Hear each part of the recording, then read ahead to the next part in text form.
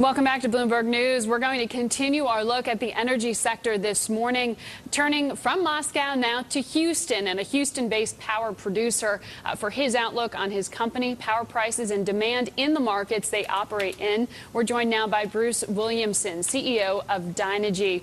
Good morning to you, sir. First up, I would like you to comment on the idea there expressed by Lukoil's director of strategy there that the main factor driving oil prices and driving energy prices right now is China. Well, I think that's right, and Margaret, that, as you and I were talking, and as was covered on the previous interview, China demand is really going to be a very big driver for global oil demand, which then in turn contributes to an overall view that we need a global economic recovery, not just a U.S. economic recovery. And when we see that, that'll translate into the oil price derivatively from there into natural gas prices, and from there into power prices. Right now, natural gas prices, there has been that concern about how low they are. Does this just have to do with the pressure that we're seeing on consumers and the economy right now? Well, I think on the natural gas front here in North America, there's really two things at play, and certainly the weakened economic conditions is one factor on the demand side. But more important, I think, it's also the amount of drilling that took place over the last couple of years, particularly the unconventional shale plays, where really the E&P business, my former colleagues in that business really have sort of cracked the code on how to drill and fracture these formations, produce an awful lot of natural gas, which is good for the United States to not be as dependent on foreign oil. But we've got an awful lot of gas that's out there, and that really is creating sort of a big amount of supply into the marketplace. The important thing, though, is that going forward for that source of supply, we really are going to need to see natural gas prices probably up in the $6-7+ range for that sort of drilling to continue to be economic going forward. And as Congress reconvenes, do you foresee any sort of change in policy that would impact the way that you drill? Well, that's really not my line of business anymore, but, there have been some concerns about the amount of additional regulation around fracturing and hydraulic fracturing and things like that, but I would defer to someone in the E&P space to really comment on that. Okay.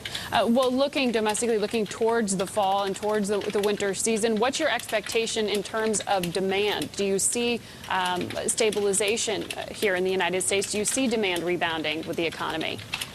Well, I think, we continue to see economic strength showing itself. The term seems to be these green shoots and things like that. We've seen our natural gas-fired plants have increased runtime in the last 2 quarters, the first and second quarter, up about 10% in the Midwest and up about 30% in the Northeast. So that, is really demonstrating that underlying demand is still there for power, and the softness in natural gas prices has made it where it's been economic for us to run these natural gas plants more. And it's a nice amount of benefit that we get from the diversification of having both gas as well as coal-fired power plants. When you put that together, though, I think the main thing that's really going to be driving natural gas prices in the short term is probably simply going to be weather. It's been a fairly mild summer to a very mild summer up in the Northeast where you are. Hasn't been so mild down here in Texas. But really weather, and the winter weather is probably really going to be the major driver in the short term. Now, Dynegy has sold about 8 power plants so far. You've got a lot of liquidity on your hands as a result. What are your plans?